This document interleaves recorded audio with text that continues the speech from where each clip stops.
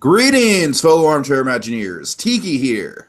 And BlueDragonFive. And welcome to the Main Street Cinema, the show where we discuss the finer points of filmmaking.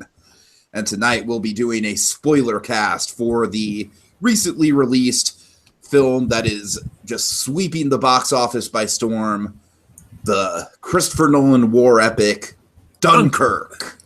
Yes. Oh boy, man, Dragon. This is a movie.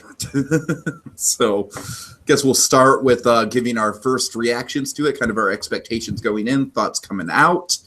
For me, I don't know, Dragon. Like, Christopher Nolan's an interesting guy for me, where it's like he's made some damn good movies. Obviously, he's a masterclass filmmaker in some respects.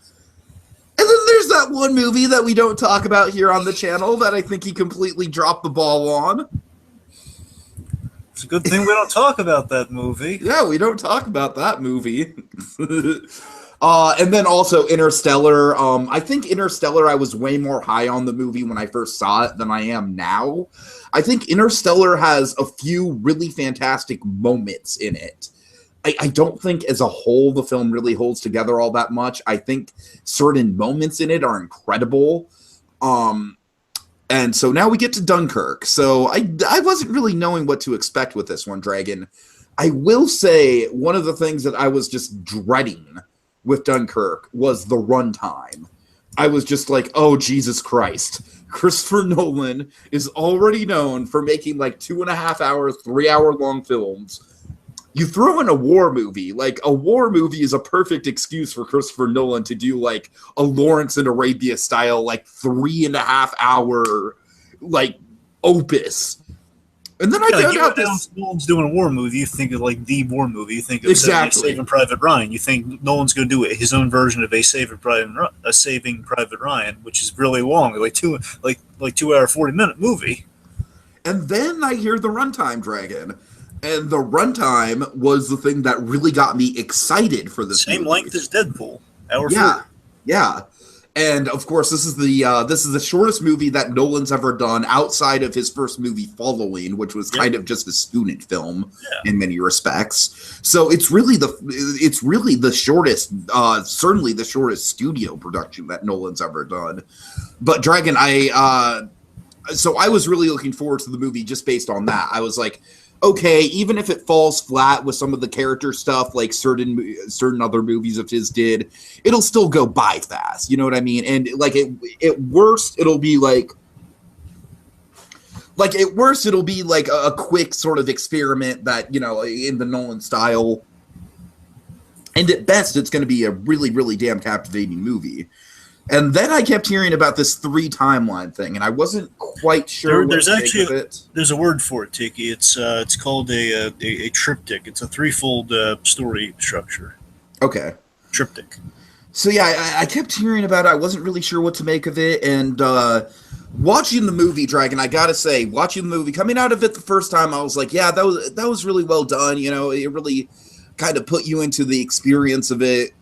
Watching the movie a second time, Dragon, oh God, this movie, like, you almost kind of need to watch it a second time because of all the intricacies of the story, of all the things that kind of crisscross between the 3 storylines. But Dragon, I think this is a Christopher Nolan masterpiece. Like, this is, for my money, this is pretty definitively Christopher Nolan's 3rd best movie behind The Dark Knight and Inception. And I would even make an argument to say it might be a better movie than The Dark Knight. And keep in mind, folks, this is coming from someone who, I think The Dark Knight has a lot of good qualities to it. I think especially in the first act, it's also got some pacing problems. It's got kind of almost too convoluted of a mob plot for its own good. Go after him, folks.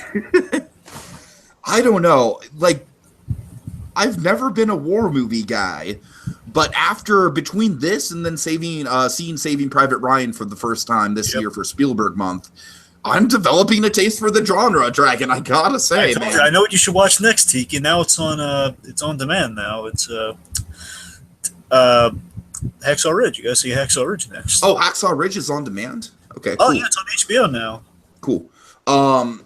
Yeah, and I mean, like to this point, the two war movies that I've seen and really appreciated have been Apocalypse Now and Full Metal Jacket, which both sort of did very different things with the war genre. And in a way, this movie, In a way, you've gotten 4 different tastes of war movie. I guess so. I guess so.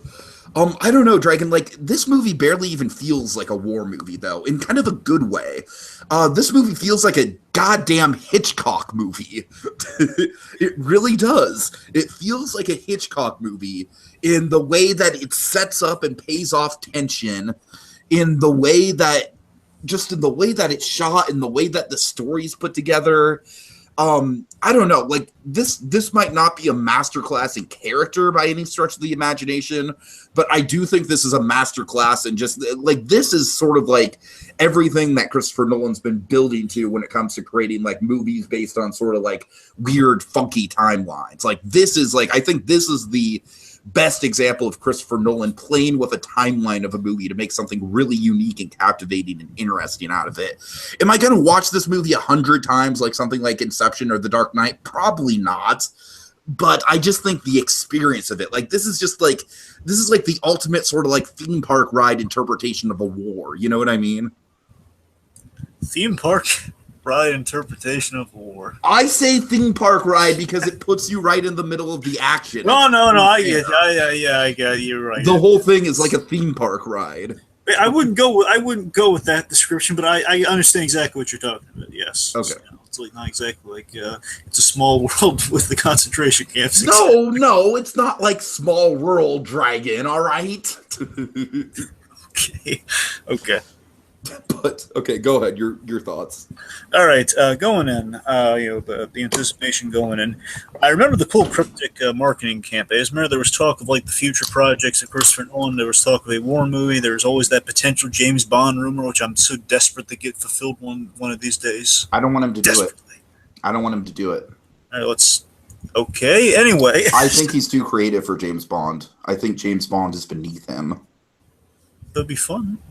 I don't like the James Bond franchise. I just really don't. I thought you liked Skyfall. I like Skyfall. I don't think it's a great movie, and even then, did you see? I've asked you this. I know you probably told me. Did you see Spectre? No, I haven't seen Spectre. Spectre was good. I think you'd like it. It's the sequel to Skyfall. I don't know, it's not as good as Skyfall. It's by the same guy. It's good. Anyway. Look, all I'm saying is that I'm not a big Bond guy, and I want Nolan to do original stuff. All right. Well, my point is that's just as me and I guess a certain sect of Nolan fan. But my point is there's always been like these talk of projects Nolan's been taking on. I believe the Dunkirk was rumored. So basically an obscure movie this is a movie that Nolan's wanted to do his entire career. In many ways, This is the movie that Nolan's been building up towards doing. Yeah, so there was like talk of like Nolan doing an obscure war movie. Basically, a war it's not really been told that much, if at all, honestly. And basically, what I remember most, like once they announced like, okay, he's actually doing a movie called Dunkirk. So it basically had a title, and then at some point, I guess last year possibly, around December, if I'm right, we got the cool cryptic marketing. We got this really great teaser trailer where basically we're on the mole. You know, the mole being the mole's like I believe the British word for peer or something, maybe French for peer. It's something for peer. Basically, it's something they'll stand on. So basically, it's all the guys like in their cool helmets, just looking up and like, oh my, like something bad's coming from with that loon. Oh God, we'll talk about that. We'll talk about that. It's so good, but you know what I mean. I mean that just based on that alone is basically all these soldiers looking up. They're like squinting and they're seeing something horrific, and they're batting down the hatches, like they're bending down that little on that pier while that ticking sound's going on in the blackness. Dunkirk. That's a great teaser trailer, right? You want to see that movie. Oh yeah. Right? Oh yeah. So based on that, it's like, okay, I'm expecting another great Nolan film. That's what I'm expecting. And that was the only marketing I needed for this movie. I didn't watch any other trailers. I just like, okay, I'm in. It's kind of funny. I had only seen 2 things for Dunkirk. So that teaser I just told you, was that enough to sell me? I don't need to see this. I'm with you. Exactly. But I just, like on TV, I think this like played somewhere I had seen a trailer for Dunkirk, and basically it's like I wasn't like listening to it intently because I don't need to be sold. I don't need anything else. Basically 2 bits in the trailers I did stick with me. Because again, it's still pretty cryptic in the trailer what it's about. It's about, okay, so you're getting a sense probably based on a true story, obviously.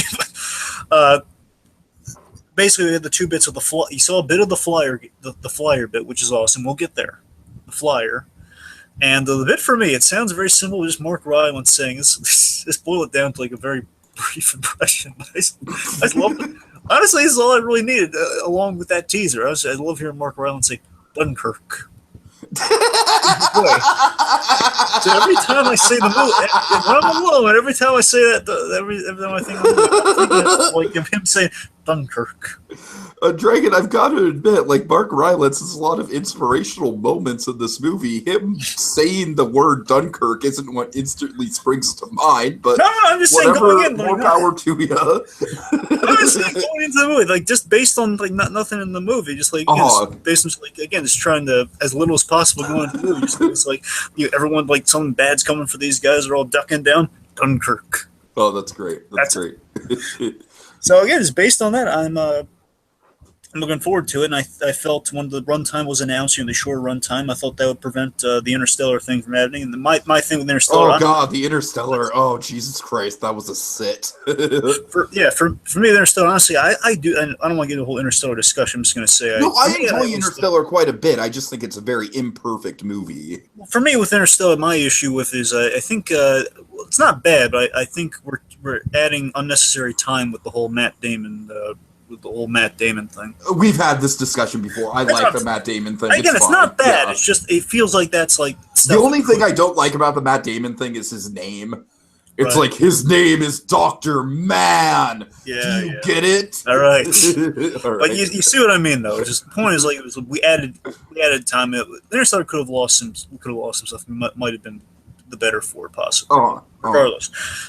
So I felt that like after Interstellar, this would be like kind of a way of like Nolan doing a movie and be kind of new for him, and just we bringing it up kind of dawns on me now that hey, we're kind of setting Nolan back to his film school days with a shorter film. It's kind of Nolan having kind of a second breath of his career in a way. Mm-hmm. So I was looking forward. Also, the other thing I was looking forward to is again with those like 3 images from that one trailer, like the 3 images, I guess. If it wasn't Mark Rylance saying Dunkirk, I know he said Dunkirk, and so it was my main takeaway of the title was. But the other thing was like seeing Cillian Murphy, because I love Cillian Murphy. I loved him. I love how he's using Inception. I love just seeing Cillian Murphy. It's like nice to see that guy in movies. Mm-hmm. And just seeing, oh man, he's in this movie, and Tom Hardy's in this movie. But again, Cillian Murphy's in this movie. All right. Right. So basically, again, just ducking down. Dunkirk, Cillian Murphy, those 3 things. I'm sold. Okay.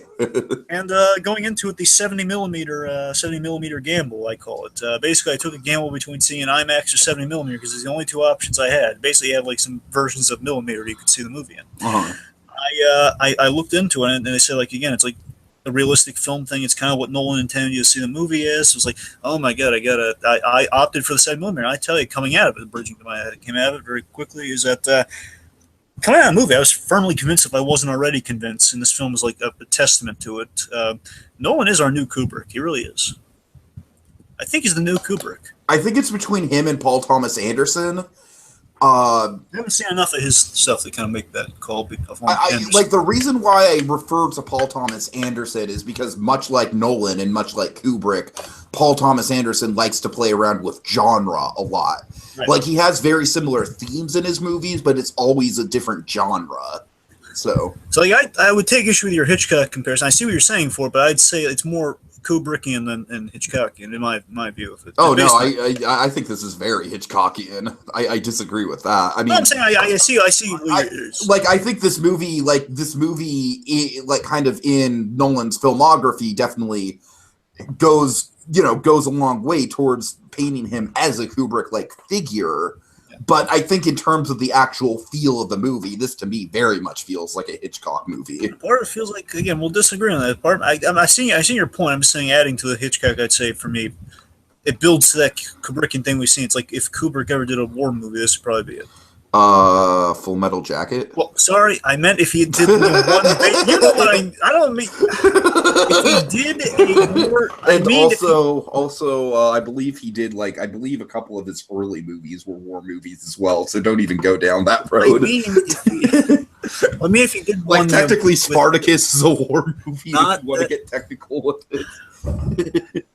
I mean, for what for like the British side of things. If he did one for the anyway, regardless, I'm sorry. Nolan is in my opinion, like Interstellar was very much a Kubrickian movie for Nolan. This kind of feels like another Kubrickian kind of thing for him. Mm-hmm. I think the movie's so well made, and I will say this, while I'm getting full on the Kubrick thing, I will say this though. I think it's the most immersive Nolan film. Oh yeah, for sure. He's for sure. The most immersive Nolan films. I was very happy with it. Okay. All right, so folks, we're going to kind of take a different structure from the usual spoiler cast because there's a lot of actors in this movie, Dragon. Not a lot of characters. Nope. Even there's not really. And this is like one of the weird things with this movie that I think kind of works is that, to me, I almost kind of think the whole point of the movie is the lack of characters. You know what I mean? It's like the whole point of this movie is like we don't get a fireside chat scene. You know what I mean? I tell you, I'm so darn mixed on that because it's so new and weird, right? I'm not mixed in it at all. Personally. No, I'm saying I'm mixing that. I know it's not bad, but I'm saying it's different. That's what I'm mixing. It's like instinctually based on everything else we usually get. It's like. Again, it's like there are no characters. He needs to have the wife back home. What happened to the wife back home? We don't need the wife back home, but you know what I mean. You know, part of me feels like, well, we need more characterization. What's going on here? This is okay. Well, we'll break it down as we go through the movie. Yeah. I do think this movie has a central protagonist. Yeah. And it might not be who you're thinking of. Well, no, I think I. Well, we'll get to it. Okay. But I'll lay some stuff out in the background. I think might change it too. Oh yeah, go ahead. Okay, so here's some backstory, folks, and before we get a whole boatload of features, kind of telling us what the actual backstory is what I could dig up. So Nolan, from what I understand, Nolan had the idea for this for doing a film on the Dunkirk, otherwise known as Operation Dynamo, which did take place through the course of a week. Checked it out. So.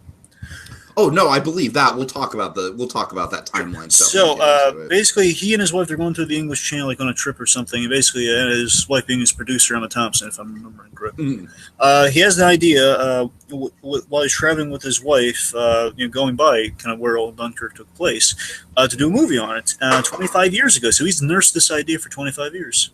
Basically, the whole idea of the story was that he and his wife were having trouble just going through the channel. You know what I mean? Just navigating it. And Nolan was just thinking, like, my God, if it's this difficult for us to just go through the channel, imagine the balls of steel that those men driving those boats through the war zone, you know? Yeah. And it was always written as a shorter film. It wasn't like a full script page. It wasn't like a full script either. It was going to be like 70. I would love to read the script for this movie. I would love to study it. It was like a shorter script than he usually writes. Again, this was always intended to be shorter in the runtime. Mm-hmm. That's such a smart decision on his end. It's like a stroke of genius in my mind. And again, with that, he always had kind of the threefold. Again, I believe looking into it, I think the proper word's it's called triptych structure. What a triptych structure is, and this is kind of what the inspiration is. Basically, there were these old, almost like paintings / wood carvings. Or basically, in the middle, you have a. It's called like a threefold story. Again, threefold triptych being you have like a big image in the center, and on the side you have two images, and they all feed into each other. Like they're all like hinged together. It's like a piece of wood with like three panes of art. The middle one's the biggest, and you have two on the side, and they kind of they fold into a greater whole. So they all tie into each other, you know. Mm-hmm. So yeah, big middle with two shorts on the side, making the cohesive whole. We get mole, sea, then air. That's kind of like the structure is based on with that comparisons, folding in all sorts of different directions. Mm-hmm. And basically, it's Nolan hit upon he's going to do a movie not based around characters, but about survival at every turn. Basically, trying to survive every turn. It dawned on me when I was kind of going through this what he did, and I thought was brilliant. Is that essentially he made a movie with nothing but matchstick moments. Yes. That's what he was going for. Seriously, you watch this movie, folks, or if you watch it again, you're going to see you might have to explain a matchstick moment, Dragon. Folks, just really quick. Yeah, matchstick moments. This forwards that whole Nolan Pixar thing. Where again, they're both very just like success rates on Nolan and Pixar. Okay. Uh-huh. But in Pixar, ever since the first Toy Story movie, there's this convention in a Pixar film called a matchstick moment. A matchstick moment is the match moment from Toy Story, where Woody has a match put in his pocket and Buzz has a rocket on his back, and they've lost the movie man. However, will they catch it up? And the audience, of course, is inferring, wait a minute. They think they know what's going to happen. Woody's going to light the match. He's going to light the rocket, and they're going to. That's it. We know exactly where it's going, and of course, he lights the match, and car whizzes by, blows it out. Then the audience is left with these. Right. How the heck are they going to do it now? And that's the reoccurring. You always have the moment in a Pixar film, like we think we know where it's going. We're setting this thing up, and then nope, not going to happen. We have to come up with something different. And Nolan, at every turn in this movie, like our guys, like, okay, we have a plan. We're going to do this. Torpedoed.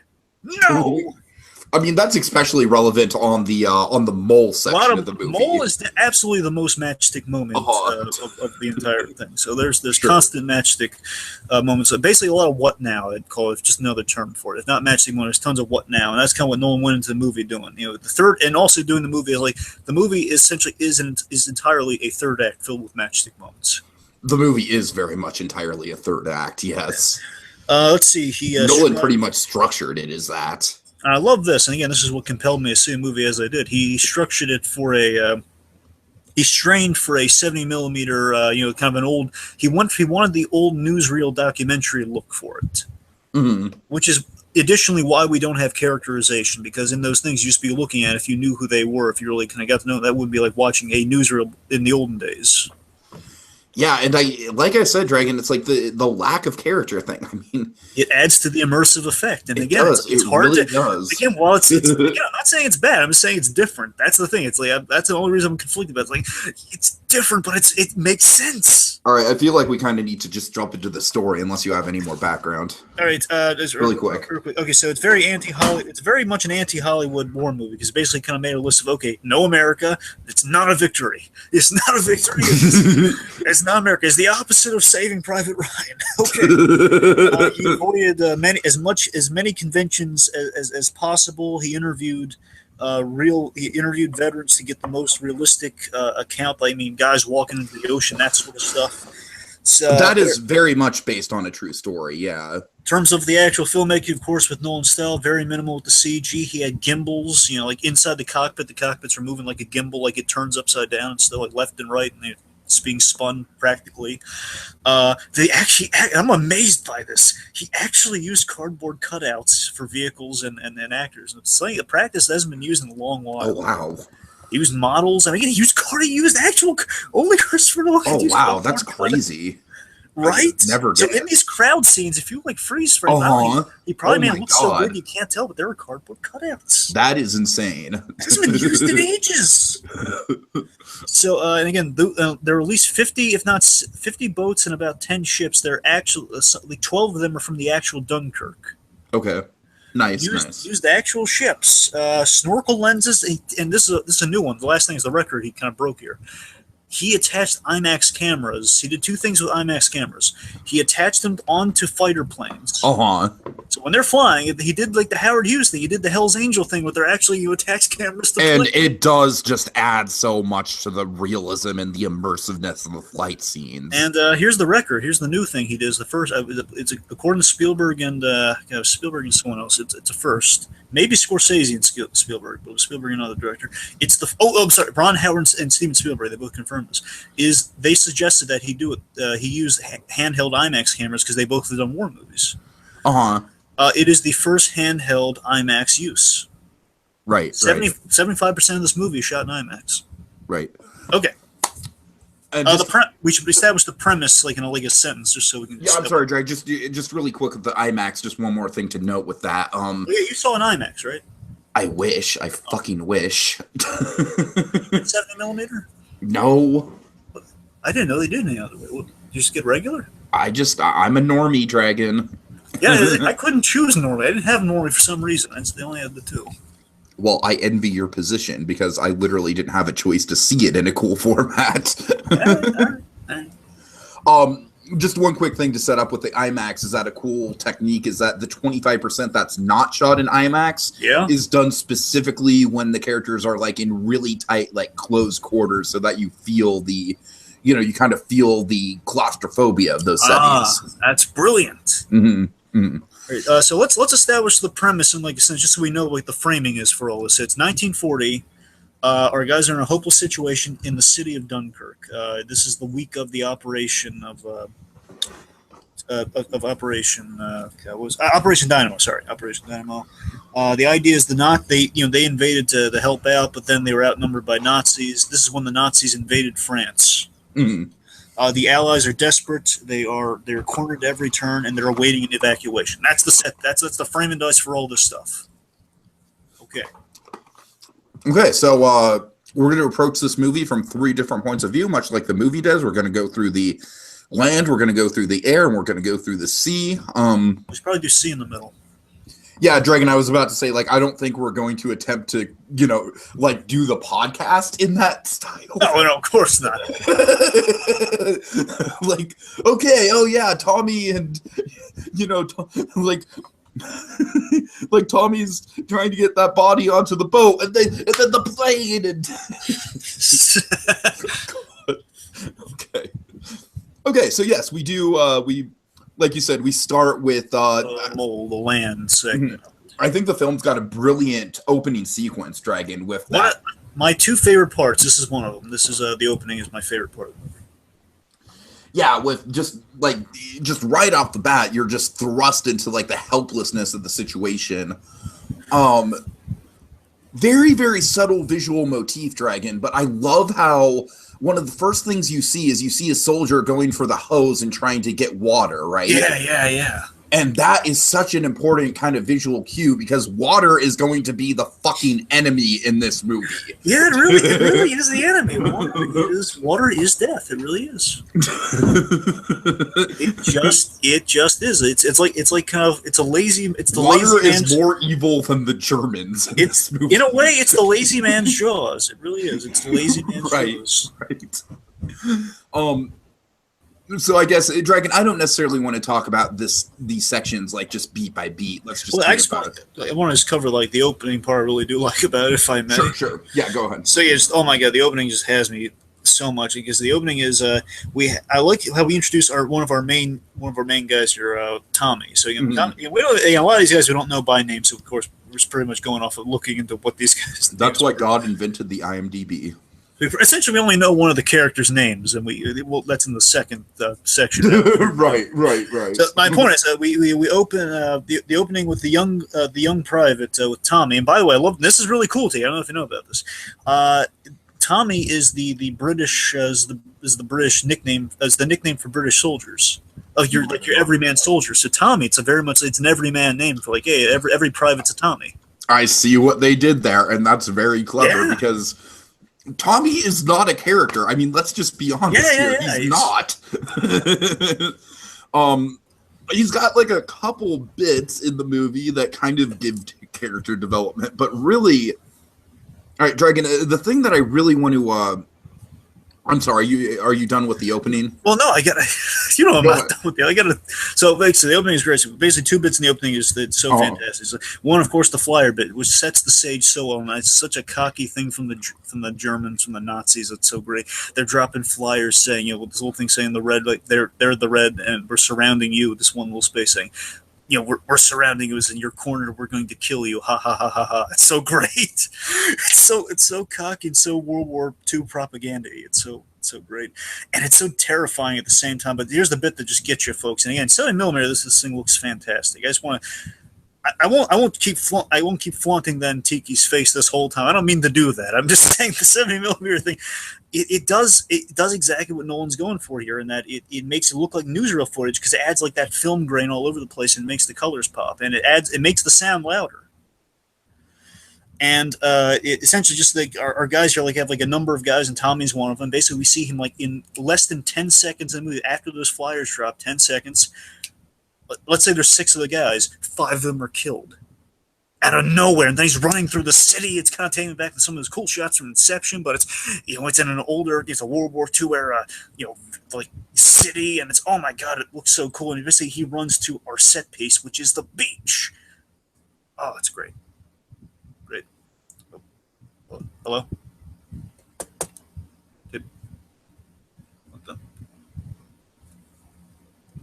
Hello. Tiki. Hello. I'm sorry, folks. I don't know if he's here right now. Huh. Well, I'm sorry, folks. He'll be back momentarily. Sorry, minors. Right? I trust you folks have heard what I've been laying out here, so I'm just keep going forward with it. So the point is just such a fantastic opening, though. Just again, just that vibe of, it's just that vibe of, again, this is a survival movie. That's the element of a war movie we don't really see that often. Where with Saving Private Ryan, again, there is danger at every turn, but here it is just a. Can you hear me now? I can hear you now. So I don't know. I have no idea what happened. My mic just decided to just die. I thought I was dying there for a minute. I was like, oh my god, I'm butchering this, man. The first scene of the movie, and I'm killing it, and not in a good way. You're fine. You're fine.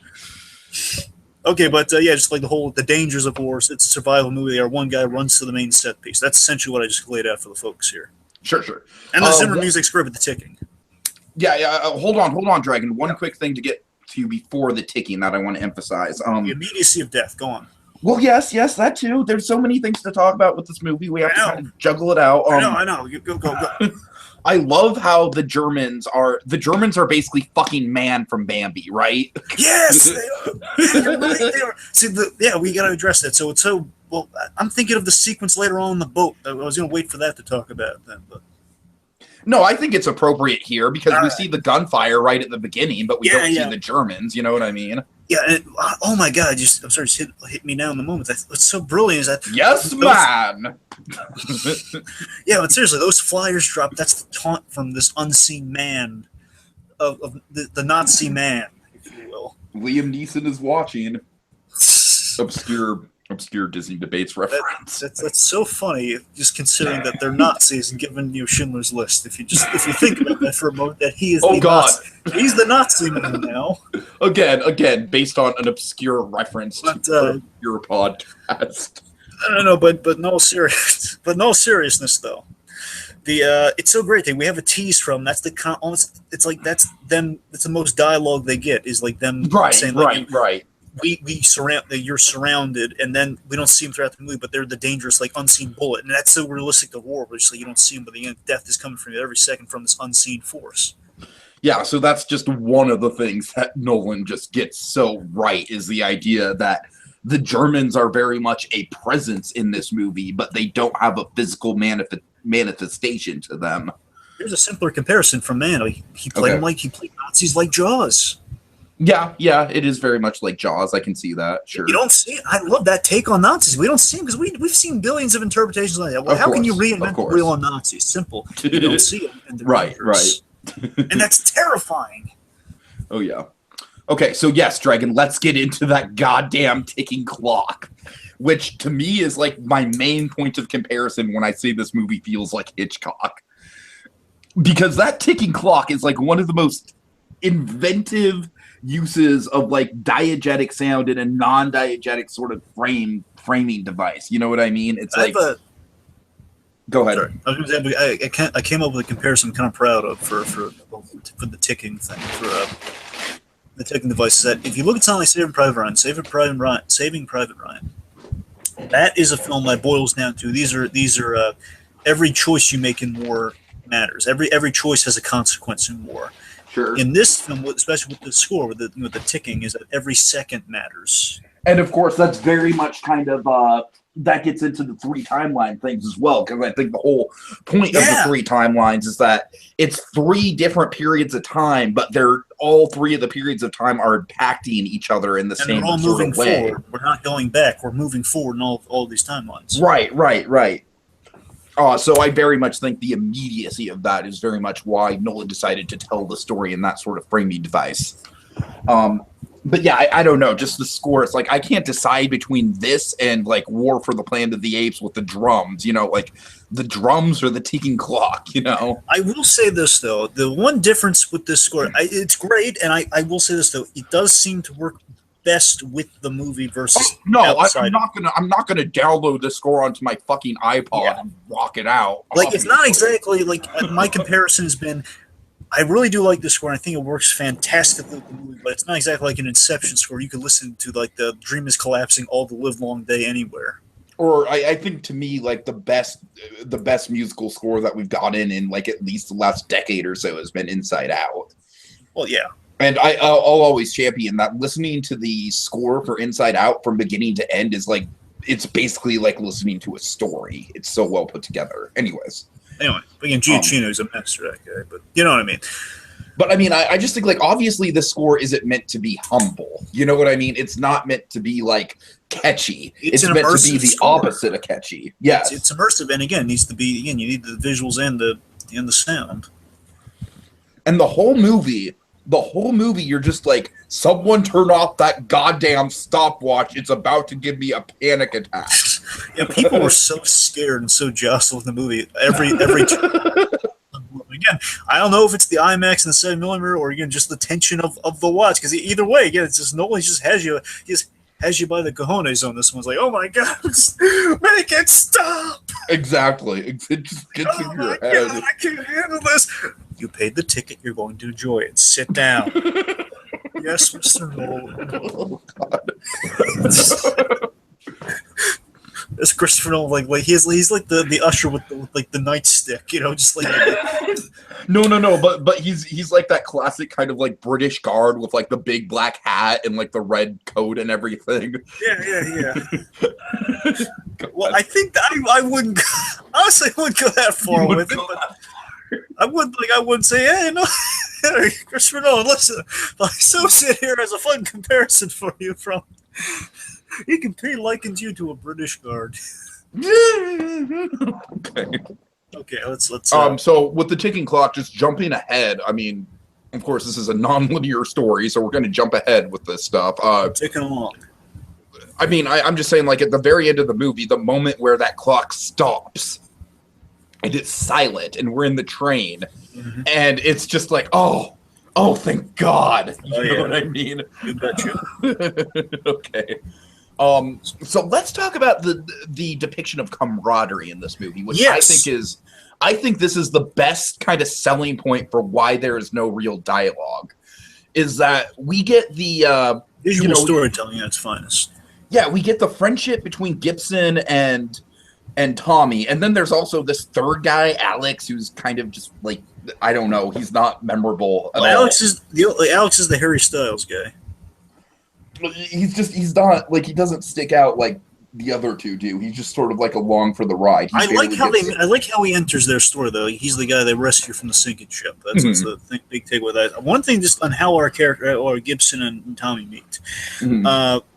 What's kind of cool is that we have like very real again Nolan's he's striving for so much realism. It's astounding because we're getting things you don't really see all the time in war movies where he is.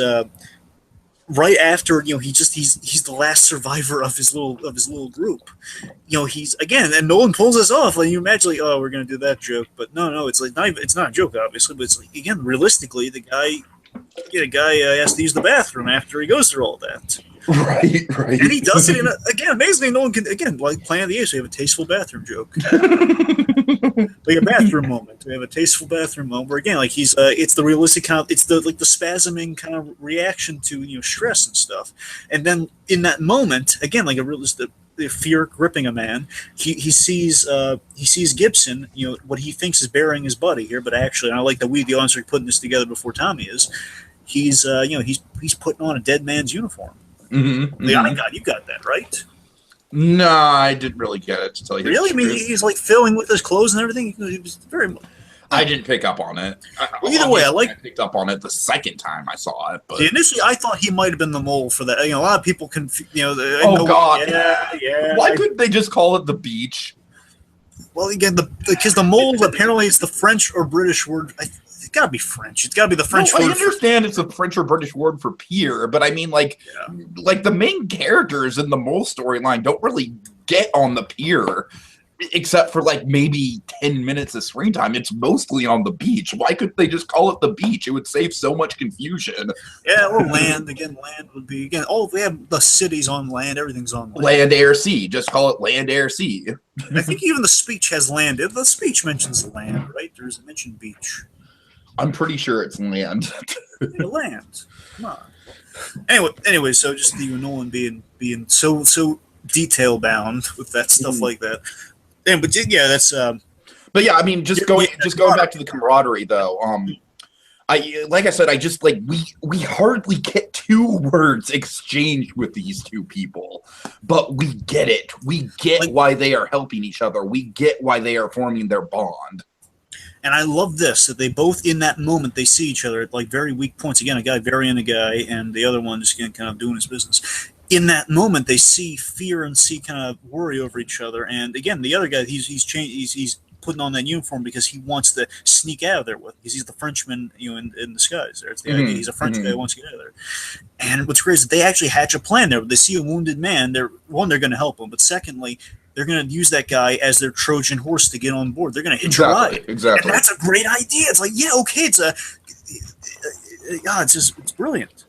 So as I was saying, this whole movie kind of has that sort of like, especially in this particular narrative, has that driving force of like, these 2 guys are not going to fucking sit around and, like wax poetic about their wives back home because they don't have time to do that. Exactly. The whole movie, they are fighting for their lives. The whole damn movie from beginning to end. I wonder if Nolan on some level, I got to wonder if Nolan on some level is kind of thinking, is trying to, again, I want to make any controversy for Nolan. I just got to wonder if he's thinking, man, the Americans had it easy compared to the British with Dunkirk. Right. They really did. I mean, they could. If you look at Saving Private, they can chatter about everything. They're having like all these meaningful moments. We didn't have time for that.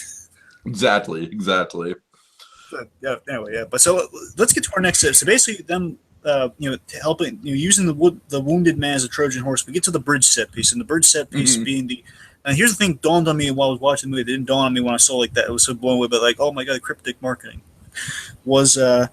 This idea is such a simple idea, but it's so brilliant. It's so desperate. It expresses the danger with that ticking. Is they're fishing a barrel on that pier. That's why they're ducking down like that. They're again. If the enemy was dropping bombs like they do, and again, like there'd be holes in that pier, like and dead guys. Oh, yeah. And I love they address that. Like, oh my, yes, they are fishing a barrel being shot like that. Mm-hmm. Like only thing they have is the duck down, and like oh god, it's. Yeah. I hate to say it, but I'm already kind of imagining the Honest trailer like, hey, just get off of the pier. Scatter a little. I wouldn't do them. They're packed to the rafters, and even if they started running, there'd still be a few guys left getting blown. I'm just saying they could spread out on the beach a little bit. I mean, I understand why they don't do that. But they holding their place in line. They want the first boat out of there. Mm-hmm.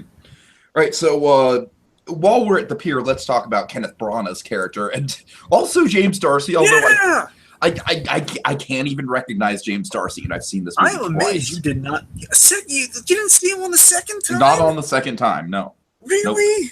Nope. You didn't recognize Jarvis in a hat? Hold on, Dragon. I think that's a compliment to the movie because I don't think you're supposed to recognize actors. I think that's the whole point. I mean, Harry Styles is the fucking, like, One Direction kid, and he is, like, one of the most anonymous characters in the movie. You know what I mean? Well, let's face it, Harry Styles is not exactly a A-list actor. No, but I'm saying to a certain section of people, he's a huge star. Okay, that's fair. But, of course, Nolan cast Harry Styles without even realizing that he was from One Direction, so...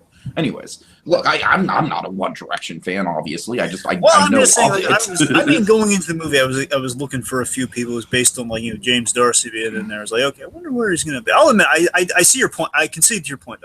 You're right. There was a lot of intention with that. That's why we cover up Tom Hardy and so on. So. Well, yeah, and Nolan just has a fetish with covering up Tom Hardy's face. Don't be like that.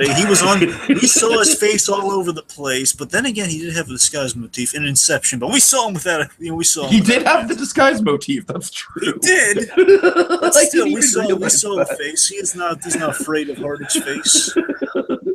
Tom Hardy's mom must be really mad at Christopher Nolan. God. Anyways. Why do you hate my boy's face? Why? Why? Oh, she probably wouldn't sound like that, but it was like, Mr. Nolan, why do you hate my boy's face? He's a good-looking boy. Why? Why? Every time I see him in the movies, he's got a silly get-up on, and he's I got to see my boy's pretty face, and then he's turning in all sorts of people. Oh man, okay, that was a rant and a half. Okay. But yes, Kenneth Branagh in this movie, what do you think? He was good. I love the bit, just to address it here. I love, again, there's not a lot of character, obviously, but and again, that's the point. But I do like kind of like the last, like, Branagh and Darcy's characters. They're staying to the last man, of course. They're you have like a sense of honor. It's communicating. With the few words of dialogue we do have, a lot is communicated, and that's important. Sure.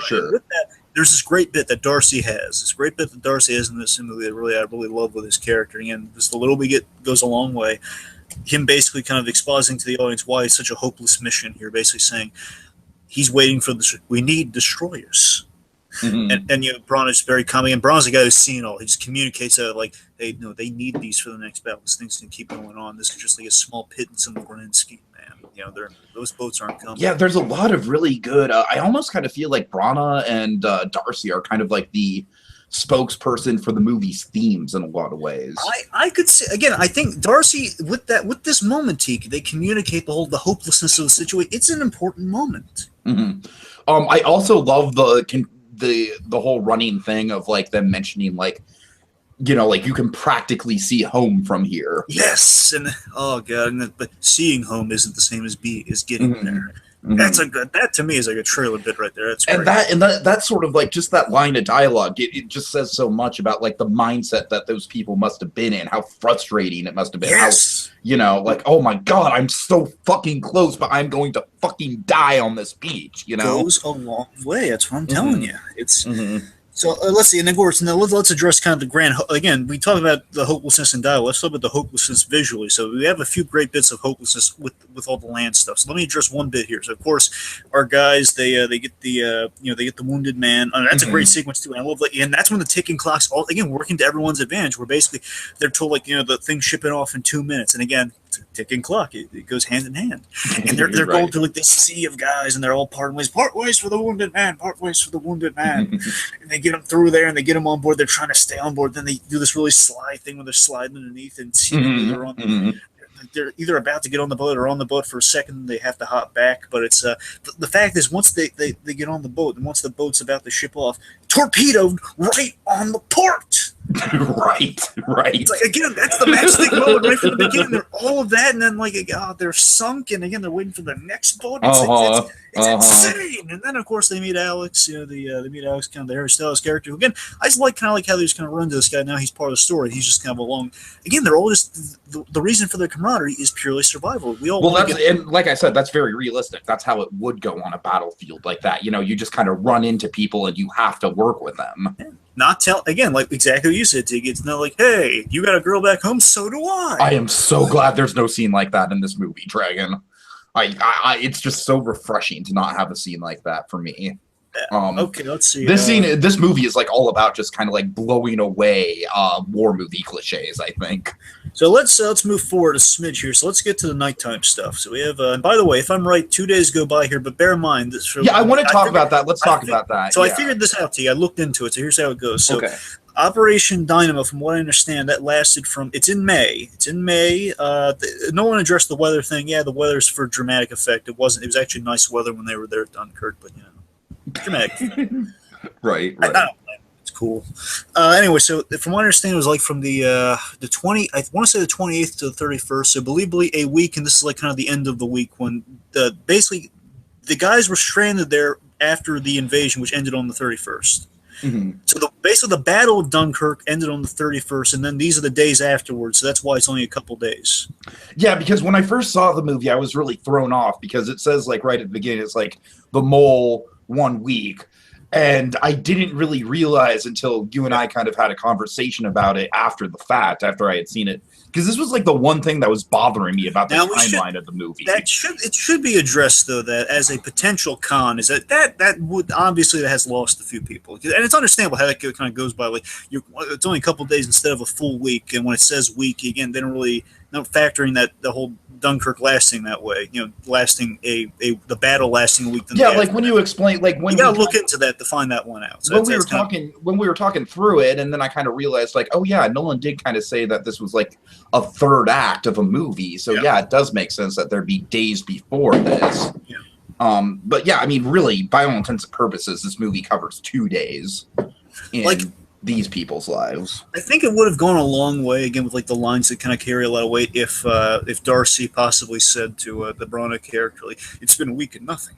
Yeah, right. Something like, we've been here for something a week, like that. We deserve Something to go like home. that, so like we can establish that they've already been here for most of that week. You know what I mean? Yeah, I think that's a con there. It's like if we could have like that one line just to reaffirm, just in case anyone was lost, because again, it is there technically, but you gotta look into it. No one does. Let's face it. No one does perpetually kind of have that problem sometimes, where a lot of it have to read between the lines, and that's not a bad thing. But sometimes, I mean, Nolan he's just a filmmaker where he's not like, you have to study Nolan. You know what I mean? Like, he's not going to hold your hand through anything. Like, Nolan isn't necessarily I don't want to like, it's going to sound kind of strange, but he's not necessarily a general audience type guy. You got to be kind of track his stuff. It's such a Nolan is like such a weird enigma, because you're absolutely right. He is not. You know what I mean? But it sounds so strange to say, like, this director's not for a general audience, but he's no. I mean, yeah, look, of course, like, there's directors that are clearly not for a general audience, like David Lynch and stuff like that. You know, everyone and their grandma knows Quentin Tarantino, though, and it's kind of strange. Right. You know, it's like, but the weird thing about Nolan is that he is both one of the most mainstream directors working today, in the sense that all of his movies are going to fucking make bank. Like, this thing is on track to be #1 at the box office for like a month straight, with like the week competition coming up in August. You know, like, there's nothing coming out in August. As much as I love Ryan Reynolds, I don't think Hitman's Bodyguard's going to top Dunkirk. Right. So, I mean, this thing has the potential to stay in theaters for months. And yet, like you said, Nolan is absolutely an mature filmmaker, where he is not going to hold your hand. He is not going to give you a traditional narrative. Again, kind of Kubrickian in that way. Like, Kubrick wasn't exactly for everyone, but he had certain films that breached many subjects that people would watch. Absolutely. I mean, I want to say he's like a more box office friendly version of Kubrick. That's a great comparison. I like that. Yeah. I'd go with that. Yeah. Okay, let's go to nighttime. So basically, our guys, they finally managed to get on a ship, and here's a detail I really love to you. I hope you like this. Okay. I love the bit where basically on the inside, one of them stays on the outside. I believe. Yeah, one of them escaping out an escape route. Yeah. And I just love the idea that on the inside, Alex and I think it's Alex and Gibson, or Alex and maybe Gibson says one of them's on the outside, the two of them are inside. And basically, they go near the exit and basically says, we need to be near the exit in case it goes down. Now let's talk about that. The way the ships go down, it's like a Titanic every 5 seconds, and it's cool. Yes, it is. Because every time, here's how we do it in war movies usually. It's okay, kaboom, explosion, ship's going, or it's lit on fire, and then it just kind of goes down. But again, you gotta remember, a lot of times the ship essentially is a boat, and it's going to capsize. And when it capsizes, it's going to be going down. You're going to have that old crap moment where basically you're hanging on the side, you're basically then running up the side of the ship, and we have that in this movie, and that's great. Oh God, that shot where the water's coming up the side of the ship is fucking incredible. That to me is terrifying when that ship is going sideways. Again, like Titanic, we're going to have to run up the side of it. Right. Again, the only good part of Titanic, when the ship's going down. Oh, come on, let's not go that far. Jeez. No, seriously, come on. Titanic, it was when the boat's going down, that's the good part of the movie. That's the good half. That's the good half. Yeah, it's half the movie, bear in mind. I'm not saying it's like the ending, but half the movie is the ship going down. All right, fair enough. Okay. Let's see. So let's see So I like how the movie I like how the beach stuff kind of has this structure to it, where it's like they're just constantly trying to get off the beach, right? It's basically like they get off the beach and then they end up back on the beach, and then they get off the beach again, but in a much more perilous kind of circumstance, even more perilous than getting onto a boat and having the torpedo be shot, having the boat be torpedoed. Oh, yeah. I love how we transitioned from that nighttime stuff to them being washed up on the shore the next day. I love that. It almost seems like, oh my God, they could have been out there at sea all night and then they just washed up on their possibly. I could definitely picture that. Yeah. Oh, yeah. Speaking of, let me address something with the water, then we'll get to the Dutchman's boat sequence. Okay. Sure. So one thing I wanted to get with the hopelessness, I'm amazed no one was able to capture this. And this is like, I can imagine like talking to veterans and getting this realistic, scary detail from war just down Pact, where a man he ditches all his gear. It's in I think it's in one of the trails, but they don't see the full payoff of it. A guy's ditching his gear, and he walks into the water, killing himself. And that is, like I said, Dragon, that is very much a true story that Nolan got from the interviews. Yeah. I'm saying it's a guy just he's so hopeless. I'm not going to let the Nazis kill him. I'm just going to walk. I almost kind of wish we would have seen more of that. We saw many guys dead bodies in the water. So the idea is more people did that. Right. I mean, that's enough for me. Again, I think there was this bit where they're making a blockade and they're not using the bodies, but they're making their bodies floating while they're kind of making a bank of vehicles for the tides. And speaking of the tides, Dutchman's boat. Okay, this to me is the most intense set piece of the film. This I will say is a Hitchcockian scene. Yes, this absolutely, is absolutely. I'll put up a Kubrick thing except for the sequence. This is all Hitchcock here. It's such the tense target practice of one. This to me is when the Nazis being unseen at its most effective. Yes. Absolutely. I love I just love the setup for it, where it's okay, this boat is docked on land right now. They're waiting for the tide to come in. Yeah, we're just going to wait for the tide. Yeah. Seemingly simple. But here's the thing: they've walked so far out of the rest of the soldiers, they are now in the enemy territory. Mm-hmm. And I just love how the fact that they're waiting for the tide, and then once the tide does come, it becomes their biggest adversary. Oh God. Yes, it does. And again, just this terrifying idea of the Nazis aren't shooting them just to be. It's almost like a sadistic mind game, where the Nazis have no idea they're there. Just shooting, and I love they can tell by the grouping. It's just target practice. If we say nothing, they're going to go away. Oh God, yeah, it's so tense. It's so poor tense. SOBs getting shot, and they have to cover his mouth. Don't say anything. Yeah.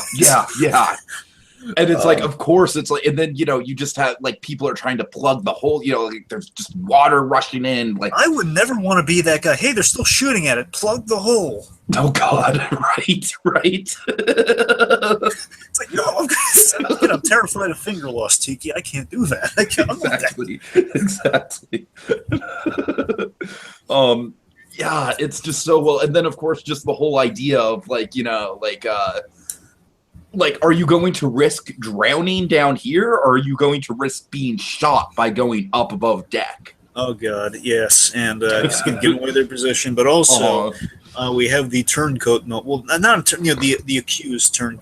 Sorry, I'm trying to phrase this better. So Alex turn. Again, I love this. The guy that they save is the first to turn on Gibson.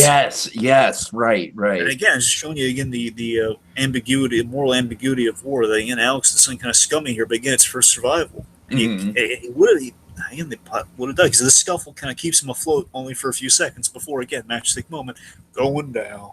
All this thing of and I love this. We kind of call into question the low dialogue. I call it low dialogue because there's not a lot of it. I guess it's kind of a dumb little shorthand for it. But it's now the little dialogue we do get. Gibson not speaking. He calls him on saying, "Hey, he's a Frenchman. He's trying to sneak a ride back. He's going out. He's gonna get shot at." Yeah, I don't know, Dragon. I will say, it's one of those moments where it's of course, we've grown to know Gibson in the same way that Tommy has grown to know Gibson, which is not knowing his whole backstory, but again, knowing what he's done. He's exactly. So at that point of the movie, it's even though we don't want to see Gibson go down, he does have a point. You know what I mean? It's Gibson is a very shady figure for the whole, the whole stunt of stealing the dead person's clothes and everything like that.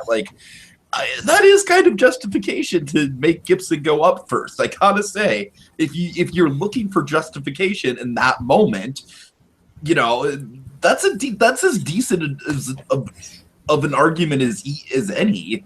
I don't know. And again, honestly, if it were me, if I were Tommy, again, Tommy's like a greenhorn, so he didn't put this together. If I were Tommy, again, the audience member, many audience members can put themselves in the same shoes here. You see a guy doing what he was doing, again, oh my God, someone has killed this man and took his uniform, or someone has stolen the uniform off this guy's body. I wouldn't trust him. Right. But again, we see Gibson, he's a scared Frenchman. That's all he is. So I think there are two sequences here. Then I think we'll be done the land. So basically, let's cover the oil rig stuff, then the train. I think that'll. Okay, well, the oil rig, just that whole sequence is of course that connects to our next the movie, like that whole sequence is like just the brilliant Christopher Nolan like masterwork of writing of like, okay, now the whole movie is just gonna come together in this brilliant bow, you know. Yeah, basically, we have these, what are they? They're mine stalkers, I think they're called that. You know, but it is like boats that are designed to like kind of sniff out bombs. Possibly, I don't know. The point is just military boats. Basically, and I love this. We set this up because we seen dark water around the area. So when some of these boats are going down, it's like, you know, darkness around, or okay, oil, fuel from the boats. And basically, when these guys are coming, some of them are coming out, they're covered in like, you know, like brown oil and gunk on their faces, and it's like that to me communicate. Oh no, right. One stray shot. And it's the 4th of July. Oh my god! And it's such a big sequence. And to me, this is like the brilliance of the movie. And again, I will say this: I'll address a criticism here, but also praises. I'm going to have a coin flip here. So I think mainly when when it's nighttime, I will say I think some of the nighttime stuff that's a little jarring when we keep cutting around like that. Again, I can't necessarily say it's bad. I'm just going to say I think it's some of the weaker kind of cuts between the 3 sequences we get in the movie. Part of me feels like we could have just like kind of lost some of that, but just kept like, you know, like when we're like in the sinking ship. But I don't know. It seems basically some of the edits I think we could have maybe lost. I will say that the edits, like, this is like it's a weird sort of halfway compromise, right? Because you don't want it to feel like a traditional Hollywood movie, and so in that respect, you don't want to have traditional transitions. But I feel like at certain points in the movie, it's like it almost just kind of feels like the cuts just happen sort of randomly. You know what I mean? That's the thing. It comes across as random sometimes, but I'll give it this. I'll give it a grain of salt. Take it with a grain of salt. Benefit of the doubt here. I will say I really need to see it again to really factor in. Yes, you do need to see it again, my friend. I want to see it again, but I will have to wait for that. My point is, it requires a second watch to give it a fair judgment because there could be a more thematic reasoning for the certain cuts that I need to factor in on a rewatch. That maybe, so I'm addressing that there's a maybe on that. I'm going to call that one a maybe. Also, I will say I think it's pretty fun how Christopher Nolan kind of has a get out of jail free card with this movie, where it's like, if anything isn't up to par, it's realism. It's for the realism. He does. And again, if anyone's saying I didn't like this movie, they're going to say, well, then you hate veterans. Oh God. Then you love Nazis and you hate veterans. I hope you're happy. Oh, man.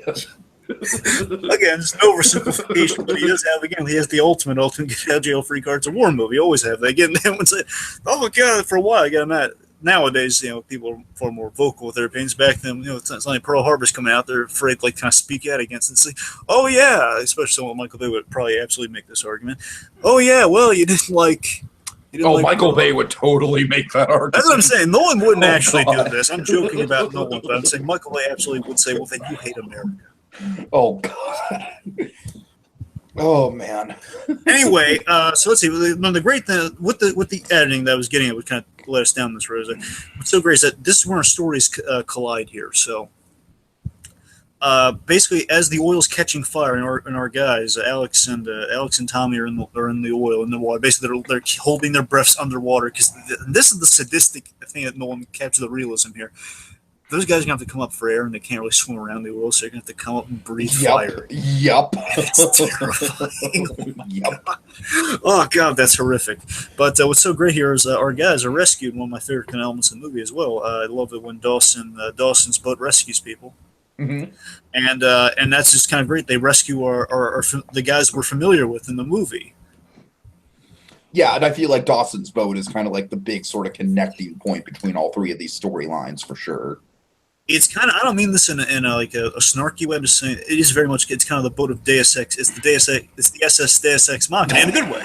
In a good way, right? You know, it's that like, hey, yeah, it saved us. All right, that's cool, and it makes sense. You know, it's not exactly coming out of nowhere, but it's like, hey, yeah. Mm-hmm.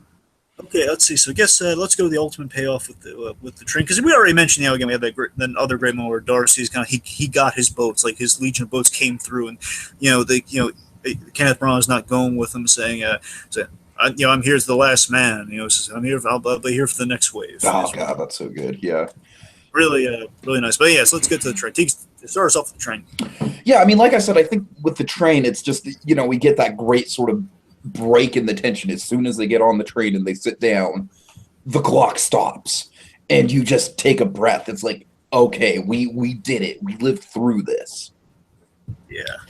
I love that there's a fear that they're going to be condemned for failing, but actually they are, they're celebrated for like surviving. Yeah, you have that guy at the dock. He's just saying like, "Well done" to everyone, and I think it's Tommy who says, the guy handing him the beer through the window. The guy handing him the. And I think it's Tommy who's like, all we did was survive. And he's like, that's enough, son. That's enough. That's great. And Dragon, the great thing about that is that really in the historical context, Dunkirk was what lit a fire underneath the British to really get their act together, you know what I mean? And really go at the opposition full force. Because Dunkirk, like, the actual mission of Dunkirk was a failure. It was, again, I love that we do get they get their vindication through that newspaper. It's a failure. Yeah, it's a failure that sparked a success. You know what I mean? It's a failure that sparked a victory. It's kind of like the ultimate, like, well, the Germans might have won the battle, but we are going to win the war. It's quite inspiring, and it's kind of great to have that kind of, Churchill's words echoed in the movie. Which, of course, I love this as well. This was a great touch. Obviously, like, another trope of war movies, Dragon, is the whole, like, big presidential speech. Yeah. And we get it, but we get it through the point of view as a character as he's reading it. Yeah. And I also love, like, this is a subtle thing, but I love how as Tommy's reading that newspaper, he's kind of unsure about it. You know what I mean? Having just lived through this, he's a little unsure of the message. Like, there's an air of ambiguity about how he delivers it. Yeah. So. All right, let's see. So that's kind of that's the whole of the land stuff. All right, now let's move on to my favorite. Yeah, no, these are gonna go by quick because now that was like a weekend. Again, I think that a part of me thinks Nolan wanted to call it weekend, but his weekend doesn't sound exciting. That's what part of me feels like. It's only like 2 days, possibly 3. Okay, so let's move on to what I think is the best portion of the movie, which is the boat scene. I mean, or the boat sequence, whatever you want to call it. It's sea, and it lasts days. This is over the course of a day. Mm-hmm. The day of the evacuation. This to me is the heart and soul of the movie for me, and I think that Mr. Dawson and his son and George are the 3 most well-defined characters in the movie. It's great, and it is the focus. I will concede that. My favorite is actually the third section. So, but I agree, it's really great, and it is the focus. Yes, and just oh my God, just Mark Rylance is just a treasure. I mean, I really need to start seeing more of his stuff. I really need to see Bridge of Spies because I appreciate his acting style so much in this movie. 2 things again. Oh my God, Bridge of Spies! He's so good in Bridge of Spies. I'm sure he is. He's minimal, but he's good. He's minimal but good, and it works so well with Tom Hanks. And one thing, actually, now I'm thinking about it. I'm sorry, so I understand your place on this, and this is great, and I can see where this is focused. But actually, the more I'm thinking about it, actually, I don't know. Part of me. Dawson is the most well-defined character, yes. But I think for what the film is, I think Tommy kind of represents the... No, Tommy is kind of like the Avatar. That's the thing. I think Tommy represents the focus of the movie being about survival. I think he represents the survival element of it. But I think Dawson is... Again, Dawson's the rescue. That's the ultimate message of the movie. That's the thing. Again, that's why we have 3 important avatars in these sections. Yes, we do. Dawson's the most well-defined. Tommy is the most representative, and the other one I think is the coolest. So we'll get there. So they're all great. Yeah. Yes. Okay. And so so I guess let's start with, of course, as they're going out. Obviously, like, we get some good kind of character stuff with the George character, who this is his first time on a mission like this. I mean, keep in mind all the people on the boats are kind of out of their element. The whole idea is that these are civilian vessels that are being called in to assist. And like I said, Dragon, balls of steel on these men. And you gotta remember, the Navy they're commandeering the boats, but Dawson here, because again, he had a son we reveal towards the end, that he had a son who was taken out in like the first weeks of the thing. Because of that, and I think he's always longed to be a pilot. I don't know if they say that or they hint it, because he knows all the planes, like he knows them, but you recognize. But I think he also has aspirations. He has aspirations to be a soldier of some variety. based on that, he's doing it himself, where everyone else is either being commandeered or, again, some of them are taking the call on. So, I mean, again, Dawson, you're right, Bull's a steal for Dawson. Yeah. Oh yeah. That, I mean, like Rylance is just so admirable. You know, he's just like, again, Tiki, Dunkirk, son. It's our duty. Right. So, like I said, I like the three-way dynamic we have going on in the ship with Dawson, Dawson's son, and then George. You know, George kind of representing the innocence of the war, the loss of innocence. Dawson, Peter, and George, yeah. Mm-hmm. And then we get Cillian Murphy as the shivering soldier, who might be the most captivating character in the movie. That's the thing. You know what? Cillian Murphy, he communicates so much with so little. It is impressive. At the same time, though, and again, the only reason he has to be over a barrel in this movie because I can't. I want to say there's a bit of a gripe here, but at the same time, that's the intention, and that's right. I mean, it's unconventional. What's the gripe? The gripe is he doesn't really have a payoff for his stuff, Murphy. I mean, he is. What I mean a character like that in a situation like that is not going to have a payoff. His life is fucked. That's what I'm saying. I don't know. I mean, again, that's the point. What you said is that's the point. It's, at the same time, though, again, he doesn't. Nothing really happens. To me, I think the payoff, like all we need from the payoff of this character, is when Rylance is saying like he may never be the same again. That's all we need, really. Yeah, that's the thing. You're right. I can't really argue against that. So I think, again, I think you got it. I don't know. I think that kind of solves my problem with that. I don't know. He's complex. That's the thing. He's complex, and that's the point. Yeah, I love how it's not just a black and white. Like he is a coward. He is a bad man. Ooh, he was shot out of the. He survived being shot out of the sky, folks. Don't forget that. No. He was torpedoed. He was. Yeah. Oh right, sorry. Yeah, he was on the ship. Sorry, yes, he was. And then they rescue another guy who was shot out of the sky. Yeah. So, yeah, but yes, he was. Point is, he was shot down, and he was shot down. He sees like the lone survivor of something that was shot down. Mm-hmm. I just, like I said, I love the just the small lines of dialogue that Rylance gives, kind of forgiving him. You know, it's like when they're trying to get him inside, and he's like, I don't think he wants to be inside. I would be like. You know, like he feels safer being outside. Would you feel safe inside after your ship got torpedoed?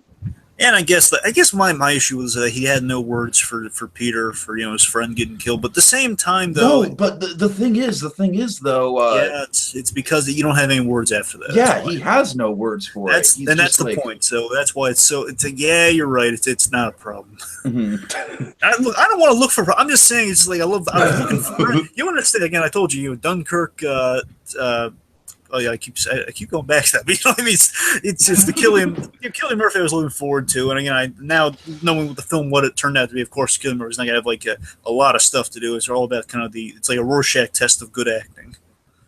I mean, this movie is like the ultimate kind of like ensemble picture where everyone's contributing to it, and no one has except maybe Rylance. I think Rylance is like the one character who maybe gets more of a focus on who he actually is as a person. You know what I mean? Speaking of that, I love that we have a very practical use of Dawson here, where he knows the plan. He knows the planes. He knows the planes. Yeah. Which is great, and that's like again, we have just enough with Dawson. Again, it's enough to he's the hero riding in on the third act. That's what Dawson is. The British or the German planes are also very much kind of a Jaws thing. You know what I mean? Yes, they are. Again, Red Baron in a way. Red Baron almost. And that's World War I. But I'm just kind of mixing them a little bit here. Okay, but yeah, with the shivering soldier, first of all, I love how that's the credit Cillian Murphy gets. I think that's so appropriate. It is. Yeah, with the shivering soldier, I just love the desperation in that scene. You know what? He's like, "Oh fuck, no, I'm not going back to Dunkirk."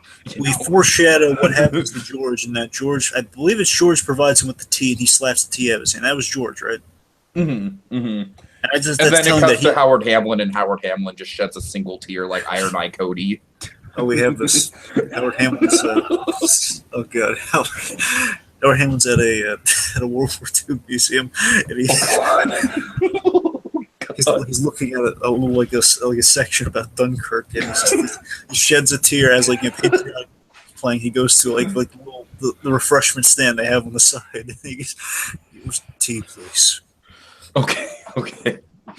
It's like we have like a little cameo from Howard Hamlin in that scene where like everyone's getting tea on the boat, like he's just there in the background. No, he's the guy giving the tea out. He's the tea hero. Oh god. Okay. And he just has this really dumb line. And it's dumb because it makes no sense when it ends. Oh god, I'm sorry. Oh no. Oh no. Says this is far better than the Boston Tea Party. Again, makes no sense. Makes no sense. The dumbest line ever, but it would just be kind of funny. For Patrick Fabian needs to star in a Boston Tea Party movie. That's all I'm saying. Anyways. Okay. Back on point here. So again, the point is the tea thing kind of telling us that just Dragon, if I knew how far that Hamlin tea thing would go when we first came up with it, would you erase it if you had the chance? No, I would not. I'd just be like, oh man, this is going to be great. Okay, but no, sir. So the point is the tea telegraphs something bad happening to George at the hands of the shivering soldier here. And take us through what happens. Yeah, I mean, well, basically, like throughout the movie, it's like, you know, the shivering soldier, like he pushes George down a stairwell into the below deck, and the whole movie, the rest of the movie is kind of like George, you know, like they're like we're not sure if he's going to survive or not. He has a serious head wound, and it's they have no way of treating him all the way out here. And again, Rylance does bear some blame on this. He does. He could have turned back, but he went on with the mission. Again, he saved more people, so he did the right. I would say he did the right thing, but it's a sad thing. It's a sad. I would say too. Yeah. It's the tough choices of war, and again, it's done in kind of a. Let me talk about George here about his demise. So okay. So with George boarded the vessel. The last time was like a really impulse decision. He wanted to do it because he wanted to do something with his life. He wanted to do something that mattered. Mm-hmm. That's a noble pursuit. It's a noble kind of a kid who, well, let's just say like a Steve Rogers, the guy who couldn't quite cut it like in the military possibly, or he's really young. That is actually a good comparison, yeah. For some reason, the kid couldn't quite cut it in like kind of these, like let's say he's a 4F, you know, like a guy who flunks out of the, you know, he's kind of flunked out of the thing or something.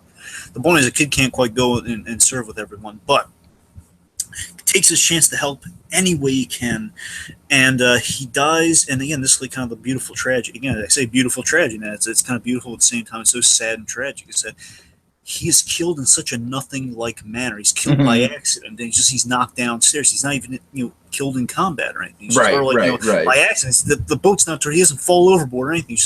He's like in a scuffle. He is knocked down the stairs, and he's in a helpless position.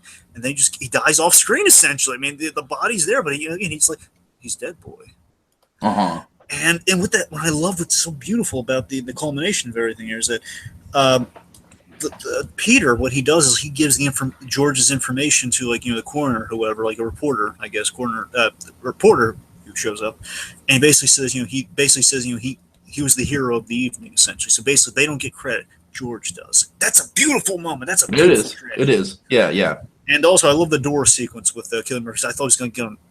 Hide and he was going to attack him, but no, he went up on deck and he's like, "Tell him you have to turn around." Right? And all the chaos breaks out later on there. So the point is, George gets all the credit, which is really nice. Let's see. Now I got to address my favorite thing with Dawson. So awesomely, I love this, and I love how Dawson kind of connects to everything here. Like, Dawson saves all the downed pilots and the crewmen, including Collins. I really like Collins. Yeah, he's good. Yeah. And again, basically doing this, the moment where he rescues Collins is the moment that links up all our stories. It is. You're right. Again, we're in the water. We just saved the other guys. We're on the route to save the other guys. Collins actually has to medical. I believe he kind of gives the. I might be before George dies. Yeah, it is. Yeah, because remember, George dies when they first start bringing people onto the boat, and the below deck is getting crowded, and that's when Peter's like, "Hey, look out for it," and it's like, "No, he's dead, son." We'll still look out for him. Oh God, I love that. Right? I love that line, Dragon. Yes. Well, be careful with him then. Honoring the body, man. That's God, that's a beauty right there. He doesn't even miss a beat, You got to admit, there's some power behind the idea that all of those men survived on that ship but one, and there was the one body with the white cloth being kind of carried out of that boat, but still all those men around that boat except for that one body. That's a powerful image, right? Oh yeah, for sure. One sacrifice saved all those men. So with that, let's talk about Collins in one of my favorite parts of the movie. Yes. Hour. Not going to be long, but it's going to be cool. No, not going to be long at all. But seriously, again, this is basically an action scenes thrown out throughout a movie. It is really, again, the ticking motif works very well for our stories here. I think it works. It's hard to say where it works best because Oh, again, it definitely. I think it definitely. Well, I mean, yeah, it is hard to say because again, the ticking ending with the train, but again, being like ticking at the very beginning, and on the beach, it's just like the tension. You know, the ticking works great for the tension on the beach, but it also works great just kind of being used in sort of a diegetic sort of point of view from the planes. Like the only time the ticking, again, like you could make an argument that the sea of the ticking is just kind of is worked in there, but the sea, it's not. Well then again, time is no, I'm sorry, I'm wrong here. Yes, the ticking matters because when George gets into time is of the essence. So again, the ticking is more right. The ticking's relevant in all stories here, but for me, because it's an hour, because it's the shortest amount of time, I think the ticking matters a great deal for the air stuff. So the air stuff, we have 3 characters. We have I hope I'm saying this right because it feels fairer. I think it's Farrier. Farrier. Yeah. All right, Farrier. So we have Farrier played by Tom Hardy. We have Collins, Jack Lowden, who, I think thought did a good job. No idea what he's done before. Nolan went to a lot of theatrical talent for this movie. He did. And the leader, who was unseen, you know who voices him, don't you? Oh, yeah. Tell the folks. So, my cocaine. Yes, Michael Caine. I love that. Again, he has like a kind of a good role that we don't see, but he has a great cameo right in the beginning. Yeah, he's the it's like, it's him. There's the voice. Michael Caine is almost kind of like turned into like the John Ratzenberger of Nolan movies. I would love it if he just kept that up because I like that idea. Caine is the Ratzenberger. Like he never has the largest role, right? But he's always like in there somewhere. So let's see. So again, these guys. So again, they're Spitfire pilots. They're really cool. Of course, we have Hardy with kind of the mask going on there, and importantly, is like the oxygen mask and the kind of the cool kind of leather fighter pilot. The pilot. I love how this section of the movie keeps track of time through the. It keeps track of the amount of fuel that they've gone through measuring time. Like that's definitely a good kind of ticking clock device as well. You know how they're like writing the time markers on the dashboard. I love that they're writing it. I love it. Like there's no pen and paper up there. And right. And there was a movie. I think it's called Lock. I want to say it's called Lock. That basically Nolan was looking at a movie Tom Hardy did. He's in a Tom Hardy in a car the whole movie. Yeah, I've seen it. It's good. Is it called Lock? Yeah, it's not the most rewatchable movie in the world, but the conceit behind it is really good. Well, the idea is that's where he looked to. Literally, it's like if Buried is Ryan Reynolds in the coffin the whole movie, Locke is Tom Hardy in a car the whole movie. Well, but yeah, with that, that's kind of like where he got the inspiration to put him in this movie, where he's going to be in a cockpit the whole movie. Which is cool. I mean, I like that kind of him getting the inspiration. That's why he didn't write it for Hardy, but he realized Hardy would be perfect after seeing that movie. Sure. Okay, let's see. So basically, I love that these guys are, basically, Dawson is kind of the unlikely hero. He's like kind of the everyman becoming a hero. We have our guys who are not here. Well, in some respects, they are heroes for being there in the first place, but they're very I don't want to say unheroic. That sounds mean, but I mean, like they're very scared. They're striving for survival. They're heroes in a different capacity. These guys are like kind of the traditional. I mean, they've got by far the scariest jobs out of anyone in this movie. Yes, like what I'm saying here is like these guys are the traditional heroes of Act 3. They're providing cover and protection. Exactly. That's the great thing, Dragon. I feel like these characters are sort of like the traditional war movie characters that you would usually follow. You know what I mean?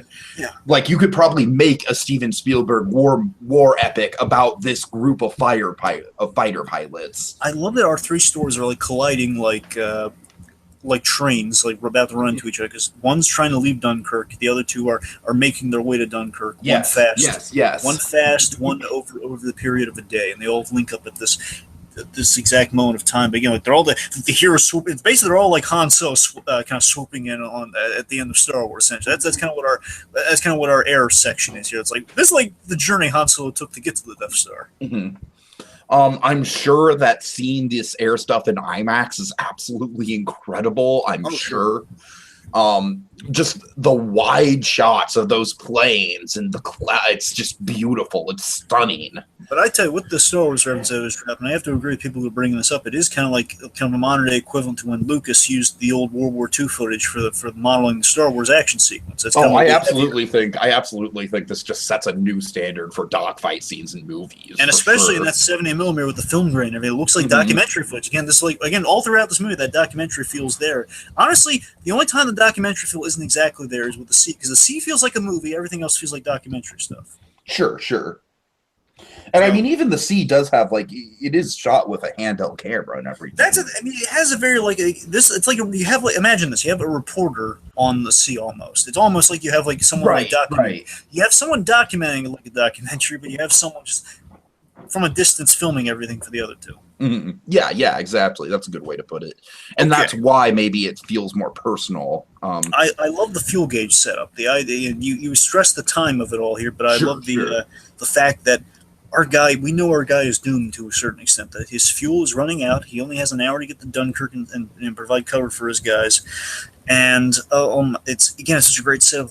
Time is of the essence for a reason here, because it's like that hour going by is more and more risk. The risk is piling up for Farrier.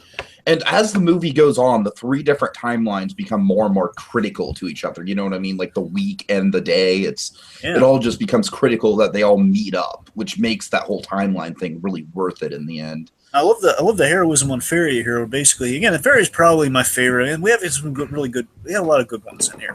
I think Farrier is kind of like the closest this movie has to the man in the white hat. You know what I mean? Just the unabashed good guy. That's what I like the white hat characters. That's probably right. So, and with that again, just you feel that hour really creeping up on him, because again we have that paranoia of that fuel gauge. It's broken, so he has no idea how much fuel he has. He's just crunching the numbers. Right. And it's great. Of course, throughout basically on his journey, he's noticing other people in danger, and he kind of has to help him out along the way, which is taking him away from that hour. And again, that fuel gauge, that's how. And he loses Collins in the process. He has no idea if Collins is alive, because he doesn't seem like do the wave or anything. But all right, so let really quick, Dragon. Let's talk about the Collins rescue scene, which. Yeah. I mean, I think it's.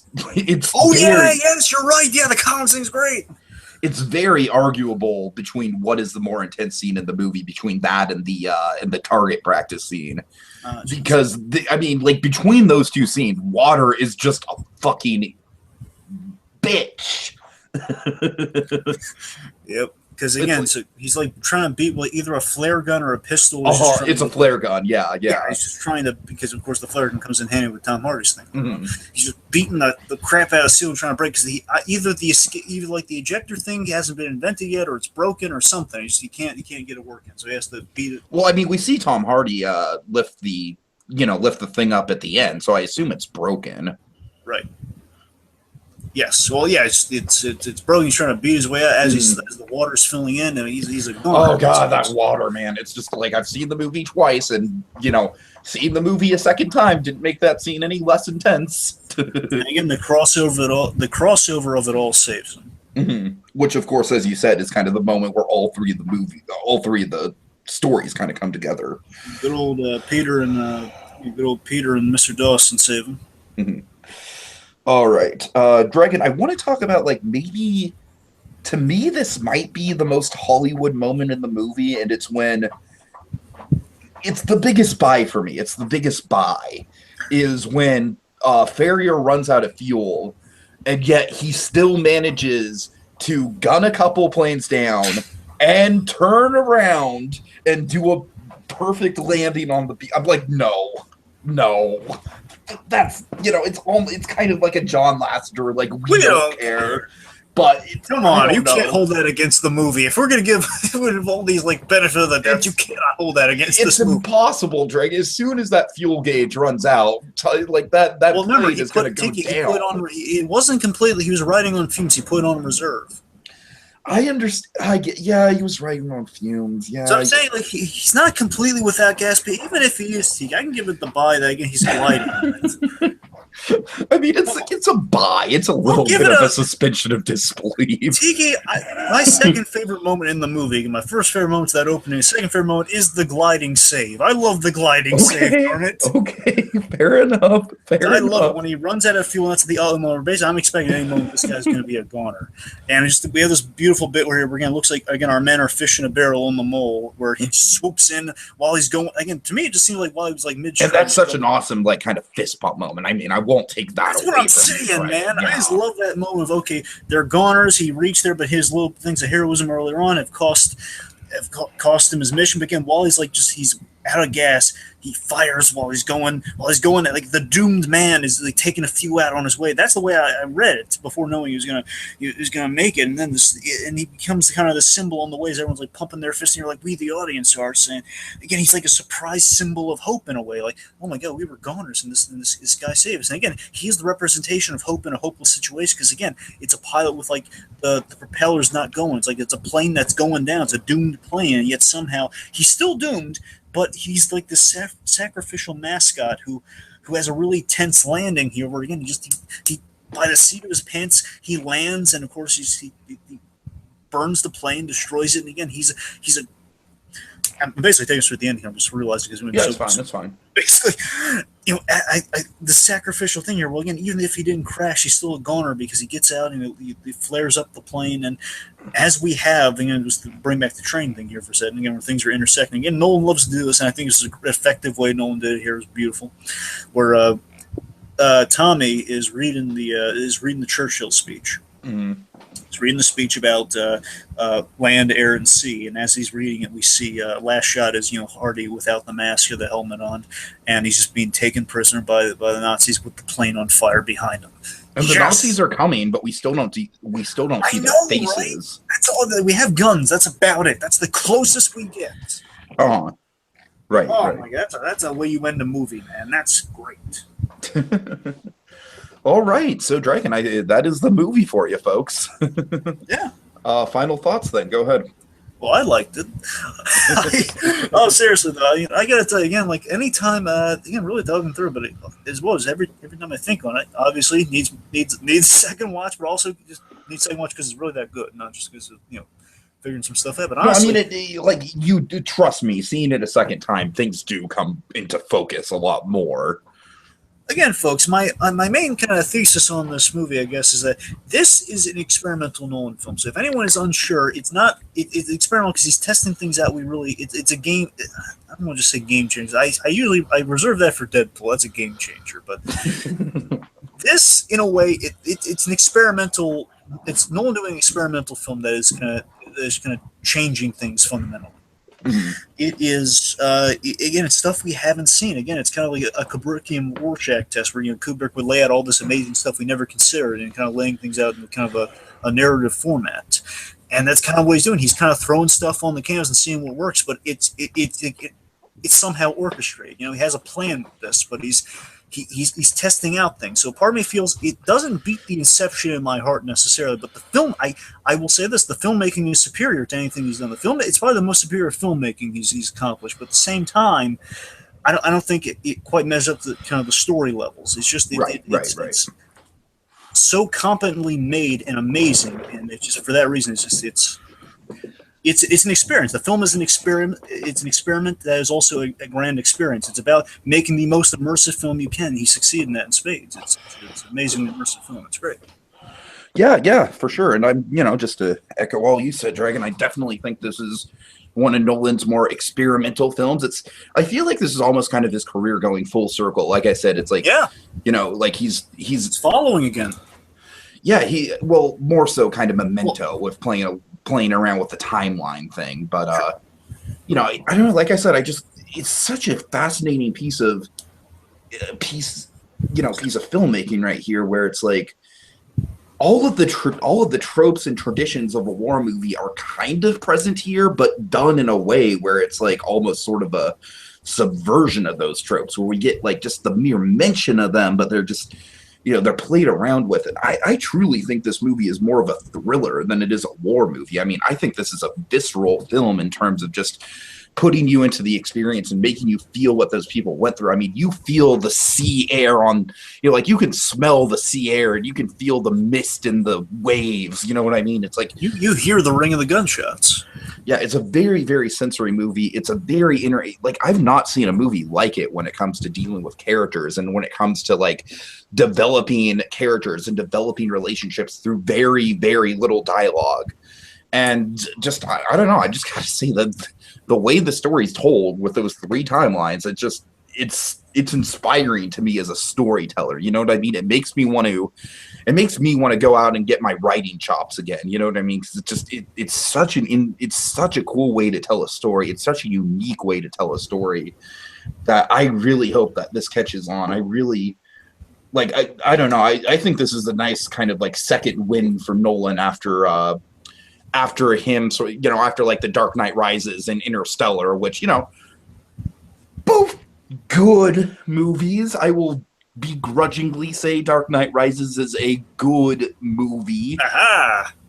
Begrudgingly say that. I'll take that. But also kind of 2 of his weaker films, just in the grander context of things. I think this is a great sort of home run for Nolan. I think this is a great kind of comeback. It's the first this is the first kind of masterpiece of a movie that Nolan's done since Inception. It feels, what it feels like, Tiki?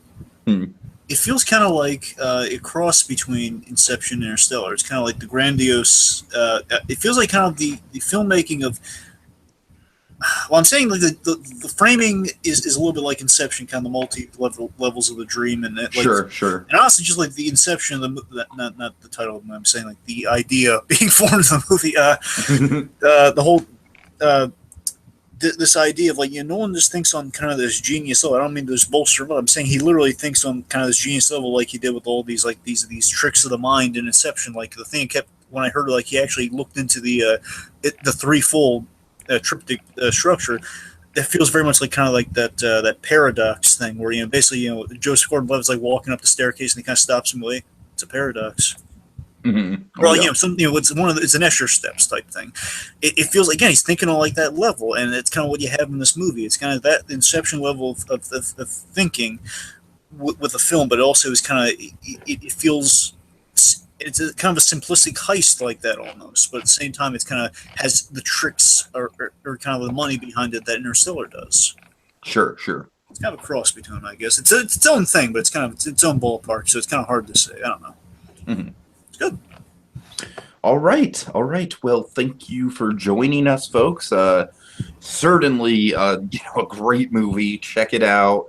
I would recommend watching it twice in theaters if you have the resources to do so. I think it's well worth it. At the very least, probably in Dragon's case, at least check it out once it comes on home video. Home video. Ha! What outdated terminology. So yeah, great movie. Can't wait to see what Nolan does next. My faith in him after Dark Knight Rises and Interstellar is pretty much completely restored. Yeah. Dunkirk.